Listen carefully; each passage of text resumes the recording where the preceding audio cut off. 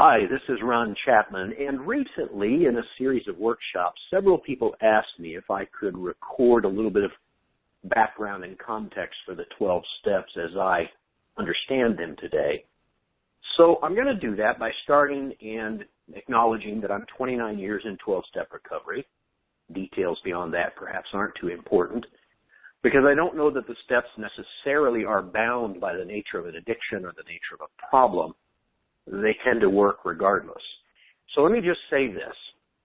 I'm at seeingtrue.com, and if you'd like to learn more about some of these things, including what I call progressive recovery, which I'll explain in a moment, go check it out there. Enough about me. Progressive recovery is how I describe what has to happen to people who are in longer-term recovery. The first time round with steps, it's practiced a certain way, and over time, we find that the way we practice those 12 steps has to change and deepen, because the nature of the malady most of us face is likewise one that can potentially deepen over time. So it's not uncommon for people with extended, really, really valuable recovery in 12 steps. It's not uncommon for them to demonstrate that they have practiced those steps many, many times. In fact, at one point, someone was telling me they had been told they only needed to do one fourth-step inventory, and I just shook my head and said, man, I probably needed 20 of them over the years, if not more, to really get to the root of some things. So let's talk about why that's important very briefly, and then a word about me, and then we'll talk about those 12 steps.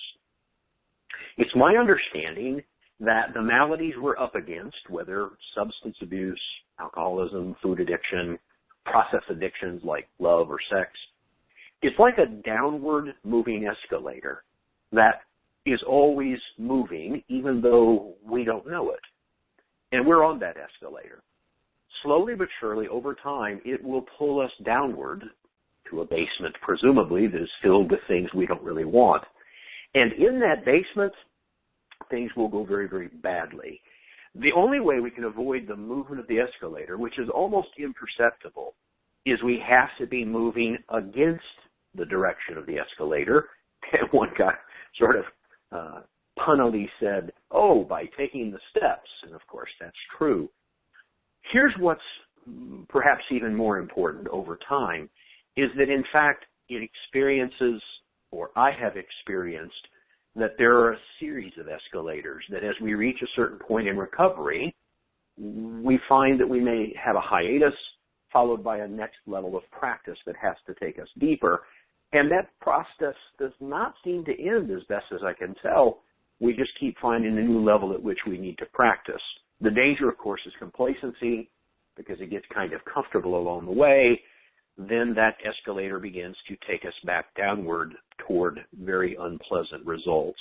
So I'm convinced, to use language from AA's Big Book, I am convinced that my progressive recovery is essential to offset a progressive disease, and that I don't have any better options, so I do this work because it's necessary. So let me talk a little bit about the 12 steps. Typically, when we first come in to 12-step recovery, we're driven by something, some situation, some circumstances, which cause us to start working the steps, assuming we get to that point. We start working the steps because we have necessity staring at us. And so we jump in, and we work it at the level that we can best at that moment. Mostly it's a behavioral one. You know, the line we often hear is, I just need to stop being a jerk. And it's a great start. It takes away enough of the guilt and the shame, cleans up enough of the debris that, in fact, we can be solidly sober, clean, abstinent, whatever our language is. And so that's wonderful. I mean, it's a great starting point. There's nothing wrong with that at all. But as more is revealed, again, to quote the Big Book, we begin to see that there's another piece of language in there that's really important that says a long period of reconstruction lies ahead, which is all too often thought to only apply to the 9th-step amends process, but in fact, it is my experience that it applies to the entire 12-step recovery process. So, assuming we've done one or several, what I commonly find is someone arrives at 7 years, 10 years, 12 years, 15 years, clean, sober, abstinent, and they begin to realize there's something more that needs attention, which is a sure sign of the need for this next iteration of step work. So here's how I've come to understand the steps. It always begins with step 0. Now, the way I first heard that in Albuquerque, New Mexico, it was pretty simple. Step 0 is this shit's got to stop. Now, that's very consistent with what we hear about, being sick and tired of being sick and tired, or hitting bottom, or exhausting ourselves, or being compelled. Regardless, it seems like there's never enough willingness to do the next step work, whether it's a first or a 10th time, except if we have become convinced that it's going to be necessary because something's not right, or we're suffering, or there's breakdowns in our life. So let me go back for just a moment before I go on to step 1. It's so important to realize that we actually generally, we who are in recovery, set our standards way too low. Now why is that? And why do I say that? Pretty simply, because our point of reference is not a really solid point of reference. I heard it at a speaker's meeting one day, actually a conference, where the speaker said that his entire life had been filled with EMTs and cops showing up on the front porch, even when he was a kid. And so when he got clean and sober and the cops and EMTs stopped showing up, he said, oh, see, this is it. This is happy, joyous, and free. And I've arrived. Well, of course, that was foolish because he'd only begun the process, but it was a darn sight better than where he'd come from. So then he realized that there were these broken things in his life, so he cleaned those up, and then he said, oh, I've arrived. I'm happy, joyous, and free, only to find that there were deeper challenges to be dealt with, and on and on and on. So at any moment in time, our point in reference is very, very limited by what we have experiential reality with. The reason that is important is because of a phrase in the 12 steps that talks about being restored to sanity. At first, we think of that restoration as being relieved of the compulsion for whatever addiction or process problem we have. It's become very evident to me that that is a limit of both our experience and our imagination. I think, and my experience says, that these steps are designed to restore us to a state of wholeness that we perhaps do not even remember or perhaps have never experienced. That the very nature of who we are, the nature of creation as it's manifest in us, the nature of these steps are designed to take us to a place of wholeness or oneness if you're a spiritually religious person, or connectedness if you're a humanist, or to rediscover our true self or our soul. That what this sanity is suggesting is that there's a much greater possibility that lies ahead of us. But as they say in the rooms, I believe that you believe, which means I have no way of getting my head around that. And yet, it's useful to consider the possibility that where this step work could take us is a space that we simply have no knowledge or even an imagination to conceive of. I say that on the front end because of the tendency to get comfortable and complacent, and thus to fail to really take full advantage of where these things can take us. It's no small matter. And in fact, at worst, what I find happening is people getting stagnant. Even though their life is much, much improved, it becomes stagnant, and then they end up slipping and sliding their way back down and back out. In some cases, again, to some really, really unpleasant places. It's the only thing that explains why it is that you can hear the common story of Charlie or Jane who achieved 22 years in this program and then suddenly they got loaded, or they took an adventure, or ended up in some awful place, or in some cases even killed themselves, which is not unheard of in recovery. So very, very serious matter. The proposition is that there's far more to be realized than we have heretofore thought. And the steps, practiced at depth, over time, in a repetitive fashion, can make that reality come true.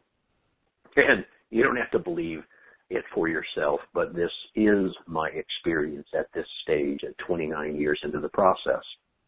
So let's go back to step 0. Step 0, this has got to stop. It's a mess. It's painful. It's problematic. I'm willing because I no longer want what I'm experiencing, which brings us to step one. Step one proposes powerlessness. Now, at first, we tend to start that with the substance or the process that we have difficulty with, or the person if we're a relationship addict. But over time, what we begin to see is that there are more and more and more things that I'm powerless over. You would not always know this from the way people talk when they say things like, well, my sponsor tells me I'm not responsible for the first thought, but I'm responsible for the second. It's like, if you look at the evidence, that's not true. What's true is that sometimes the thoughts have their way with us, and we're along for a ride. All you have to do to see that is to think about some time when your brain got spun up on some problem and you got caught up in a whirlwind in your head that you couldn't get off of. And it ran its course for however long it ran its course. Some of us can spend days, weeks, months in those places. So as you begin to look around and take honest stock of your life, you begin to see that there's a whole lot of stuff that we don't have power over. It's not clear why. We certainly try hard. Many of the folks I know in recovery have got incredible capacity for trying, and simultaneously incredible capacity for suffering. So the point is that the first proposition is this problem we're facing, even if we don't know what it is and can't name it, we're powerless over. There is no human power, not me, not you, not anyone, that can solve this problem because it is bigger than you or me. That then sets up steps 2 and 3. Step 2 essentially says, came to believe that a power greater than myself could restore me to sanity. Step 3 is to make a decision to turn our will and our lives over to that power. So step 1 says we're powerless, we're screwed, we're stuck, we are beyond our own human aid or any other human aid. 2 and 3 say there is a power, and it's not you, and you could perhaps become willing to allow that power to work on this. There's a really important principle here that I've learned from the agnostics and the atheists. And if you think very long about it, you realize that apparently, since this solution can work for them as well, apparently what they believe in or don't believe in doesn't seem to matter. They find access to power by practicing the steps in the same way that someone who believes in something does. So if you study the literature in these programs pretty carefully, you'll see that there's not much discussion about what the nature of God is, or higher power, or higher power, or the force, or higher self, whatever you'd like to call it, Tao. There's very little discussion of what it is. They only say that it is there, and you need to come to a place where you're willing to allow it, whatever it may be, to work with you. That's step 3, turning our will and our lives over. That's a big piece of the equation, but it's driven by understanding that you have no better choice, that you're cornered, and that you're going to have to do this work whether you really like it or not, because liking it is really pretty irrelevant. And the agnostics and atheists teach us that it doesn't so much matter what we believe in. What matters is that we learn about our relationship to this power, higher power. That sets up step 4 and 5, which is where we take a moral inventory, much misunderstood, I might add, and step 5, where we discuss or admit these things that we've found in the inventory. But let me go back here. Most people use this inventory process in 4 and 5. They use it as a essentially behavioral inventory. Here's where I'm bad. Here's where I want to be good. In fact, the language in AA's big book says that what we're looking for is what blocks us off from the power. So let's connect the dots here. I'm screwed. I have no capacity to solve this problem. There is power. Therefore, steps 4 and 5, let's see if we can find where I'm blocked off from the power. That puts step 4 and 5 in a completely different light. I'm not looking for my behavioral failures now. Now, early on, in your first go-round with the steps, cleaning up the behavioral stuff, as I said, is just fine. There's no problem at all with that. But there comes a moment when you're going to have to look more deeply. And that looking more deeply goes into the very important part of the classic 4-column inventory as it's described in the 4th step in the big book of AA, where it says that we're going to look for how things affect us, and we're going to try and come to see what our part in the pattern is. So it's an invitation to go beyond behavior. Let me give you an example. Let's say, for example, that you tend to be, let's say you're female, and let's say that you tend to become bitchy on occasion with your loved ones. Well, and this is actual real-world example I'm getting ready to use. So you start with, okay, I'm going to stop being bitchy to my loved ones. And then you're going to go a little more deeply and start trying to learn how to be patient with them and love them. It's all behavioral, and it's all good. It's all progress. But eventually, some will come to realize that, in fact, what they're up against is that their family's dependence on them makes them feel responsible for things that are overwhelming to them and perhaps to the neglect of themselves. And their response of being bitchy is a response of fearing or experiencing that responsibility is overwhelming to them, that it may, in fact, be deleterious to their well-being and perhaps even their sobriety, abstinence, cleanness, again, whatever situation you're working with. So now all of a sudden we're looking at my part not being I'm bitchy. We're looking at my part being that I feel a profound sense of responsibility and it's not working well for me. That's a whole different blockage to power, if you will. For a guy, we might say something like, this is not at all uncommon. A guy, perhaps with a less than optimal relationship with his mom, which for people in recovery is not that uncommon. Let's say that along the way, he took on being responsible for his mom's well-being. Let's say that dad checked out, he's a drunk, he left, he died, whatever. And at 14 years old, the boy has to take on essentially the household, mom, siblings, etc. Well, that creates a whole problematic dynamic in terms of relationships, and no question it would enter into any future love relationship because it was an early and significant imprint.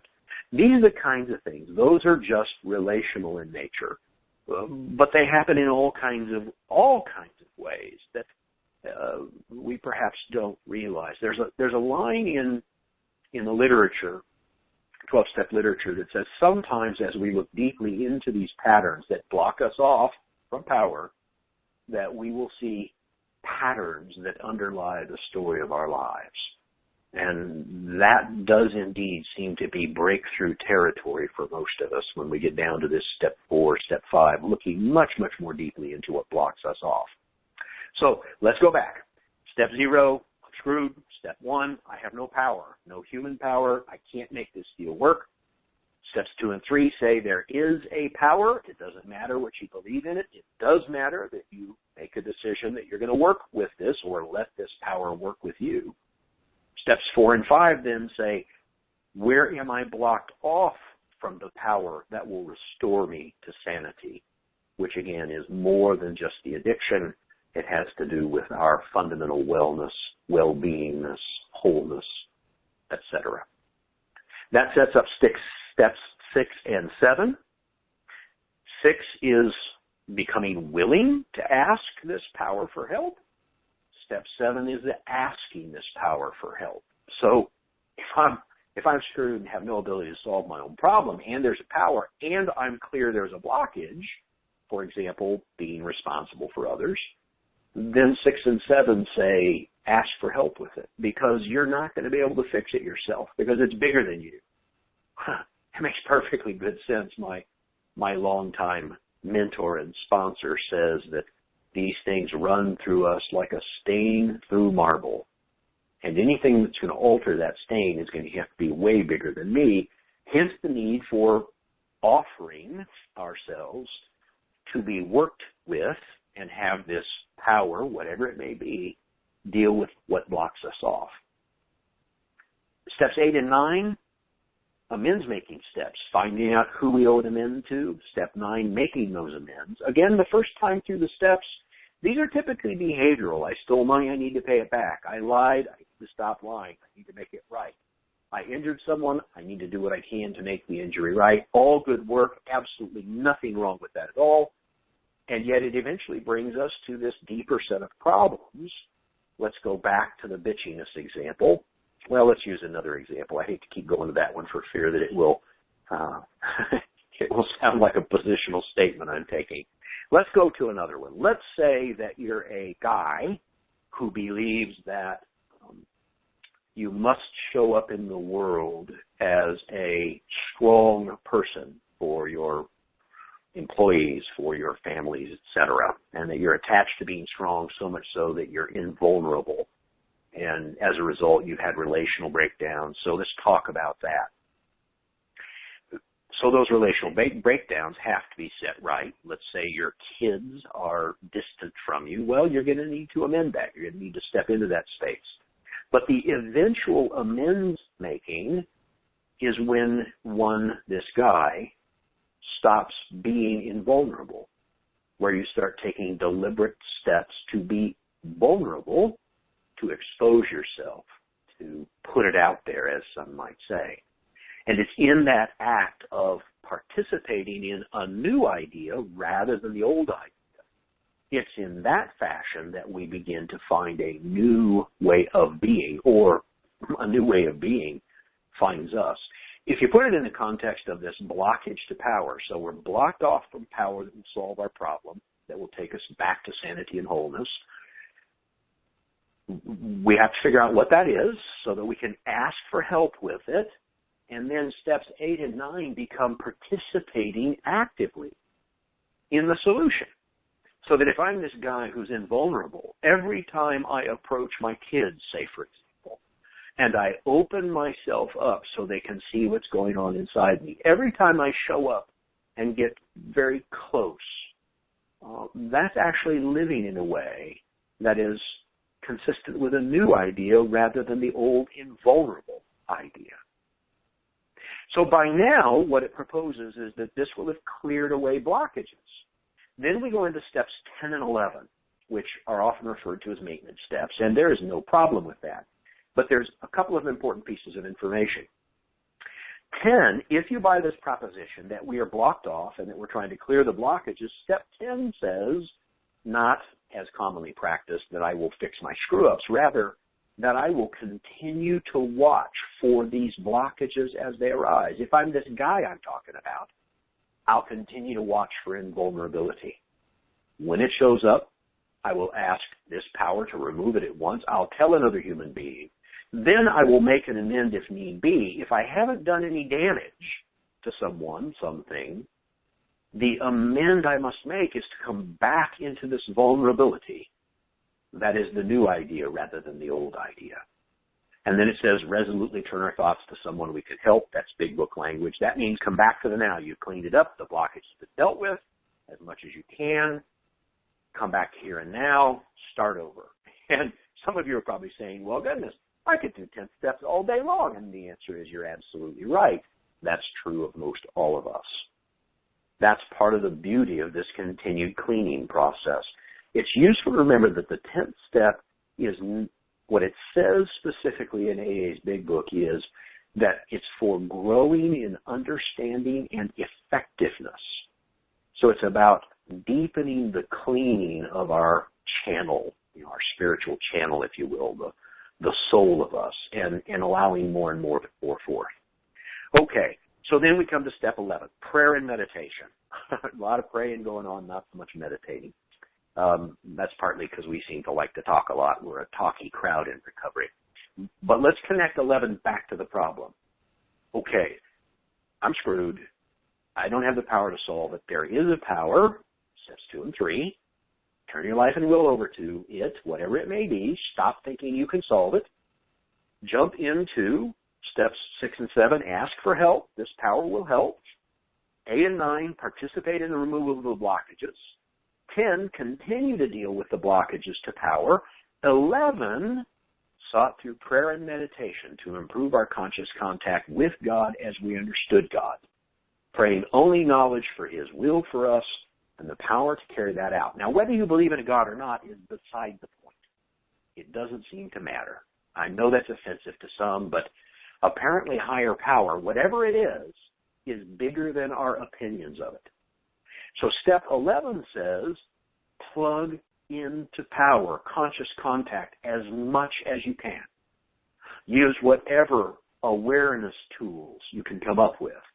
Prayer, meditation, chanting, walking meditation, dialoguing with others, writing, journaling, breath work. There's an endless list of things we can do that can connect us to the power which will solve our problem and restore us to sanity which we cannot even conceive of. No wonder prayer and meditation is important. It is the deliberate attempt to connect up to the power that is the solution. Now, a lot of people like to talk about step 12. It's very ego gratifying and very necessary. I mean, service work, working with others, practice these principles in all our affairs. That is a wonderful space, and I honor it. I realize it's very helpful. And yet, ultimately, as we practice this progressive recovery, as we deepen our recoveredness, our spiritual connection, what I have observed in me and others is that the 12th step begins to take care of itself. That there is a natural pouring forthness that takes place when the channel within me is clear, when the blockages have been dealt with and removed by this power, whatever it may be. I guess I should say at this point, too, that there are some who like to conceive of this power as being the higher or highest self, something that is clearly larger than my egoic self. Regardless of what you believe in it, the evidence suggests that any number of manifestations of good will appear via the 12th step if the channel has been made clear. And to be clear, it's not us clearing the channel. We're simply participating in the channel clearing process.